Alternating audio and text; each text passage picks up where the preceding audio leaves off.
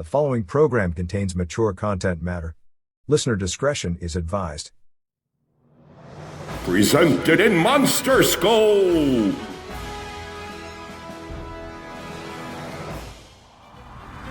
Giant Monster Production presents...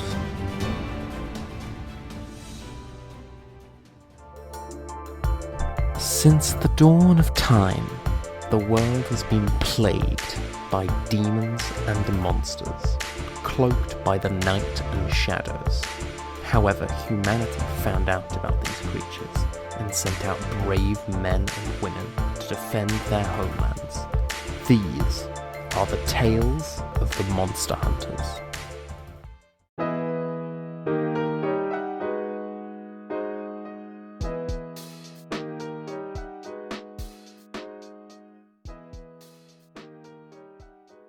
The day had started like any other day. I got up, opened the store.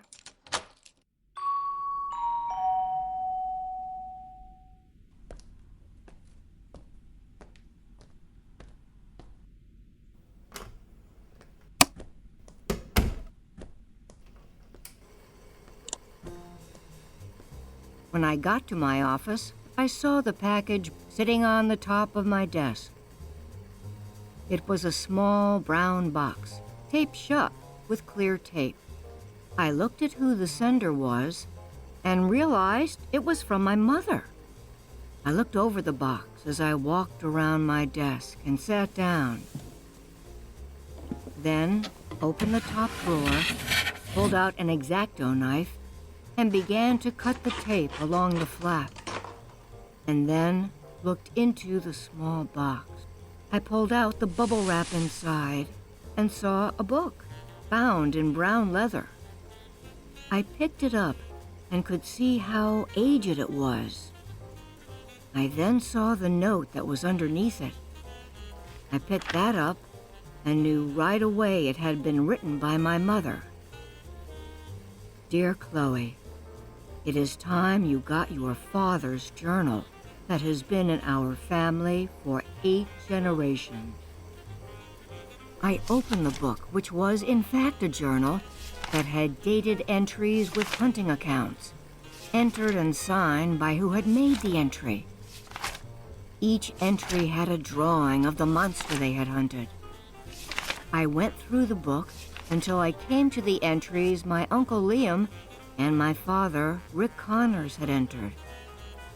I sat back in my chair, placed the book on my desk, and then began to think about the last hunt I had joined my father on.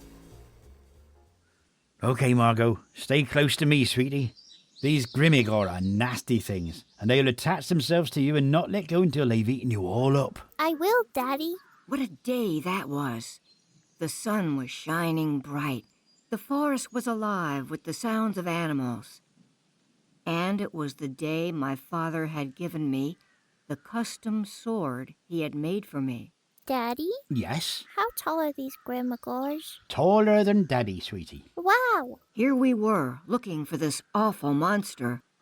And yet, all I could think about was food. Daddy, can we stop for pizza on our way home? Well, funny you should mention pizza, my lovely. Why? Last week, Daddy met a very famous hunter named Joe Domenico. Nice man, a little scary, but I think you'd like him. What does he have to do with pizza, Daddy? He told me that he's planning to retire from the hunt. And when he does, he's going to open a pizzeria. That's cool. What is even more cool is that Joe wants us to come to the grand opening so we can be the first ones to try his pizza. Could we meet Mr. Dementio before he opens the pizzeria? Well, that might be a little tricky, Margot, my love. Why? See, Joe lives over 3,500 miles away in Tuxedo City in Ontario, Canada. That means we would have to fly then? Yep. I don't like to fly, Daddy. I don't like planes. There's nothing to not like about flying or planes, Margot, my lovely. It's perfectly safe. And when we get there, you can meet his grandsons, Bruno and Pat, who he is also training to be hunters. I don't like boys. They're always so mean. I'm pretty sure Joe will have them very well behaved. Boy, if he only knew. As we continued to walk, I heard a noise and stopped. not realizing my father had not. I looked around, still hearing the noise, but not being able to place where it was coming from. I began to walk back towards where we had come from, then quickly stopped. A tall, lanky creature with purple, scaly skin littered with boils stepped out onto my path from behind the tree. It had a small head that looked out of place on its body. It had small, black eyes and a pointy nose that were pressed back against its face. Its mandible jaw was stained with blood. It had 3 fingers with long, sharp nails on its webbed hand, and 3 toes on its webbed feet. It tilted its head slightly to the right and then smiled at me, exposing its very sharp, red, stained teeth. I spy with my little eyes one pretty little girl. What is your name, little girl? Margot? That is a pretty name for such a pretty girl. Do you know what I am? A Grimagor? How do you know that? My daddy told me. And where is your daddy? That was when I realized my dad was nowhere to be seen. Your daddy should have known better than to have left you alone in the woods. Why? Because, Margot, the woods can be a dangerous place for pretty little girls like you, especially when there is a hungry Grimagor in these woods. The Grimagor made an awful hissing sound. And then it came at me. I screamed, top of my lungs. And then, more out of fear than instinct, and I watched as it impaled itself onto the front of my sword. Margot! My dad came running towards me, then stopped to make sure I was not injured. He then looked down at the dead Grimagor and my sword that was sticking through its chest. Are you okay? I'm sorry, Daddy, that I did not wait for you, Daddy. But it told me it was going to eat me. It spoke to you? Yes. Well, that's interesting. I've never heard of these Grimagors ever talking to anyone.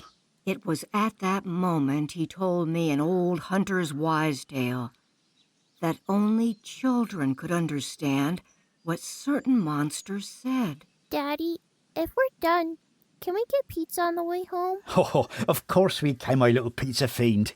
Let's get going. I took his hand, and he took one last look at the Grimagor before we walked off.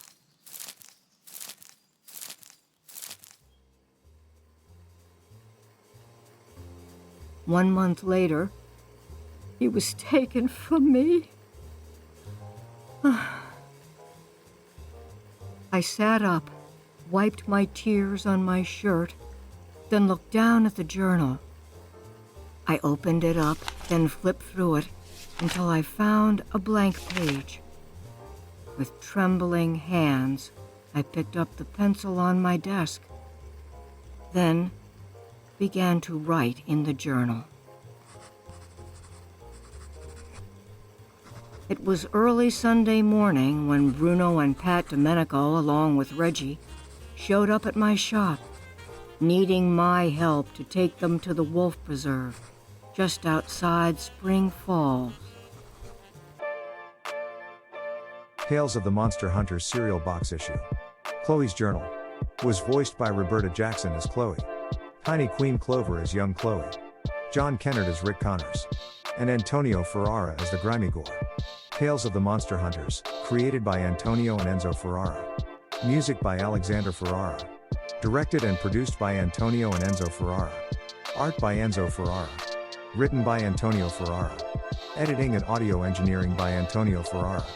With special thanks to Jim Cogan, creator of Strange New Worlds and Spaced Out Tales. This presentation of Tales of the Monster Hunters cereal box issue has been brought to you by Giant Monster Productions. Copyright 2024. To contact Giant Monster Productions, email them at giantmonsterprod@hotmail.com. Follow Giant Monster Productions on Twitter at Giant Monster Pro, Instagram at Tales of the Monster Hunters, and on Facebook and YouTube. If you have enjoyed this podcast and want to hear more, please subscribe, like, and favorite so you never miss an episode. Thank you for listening.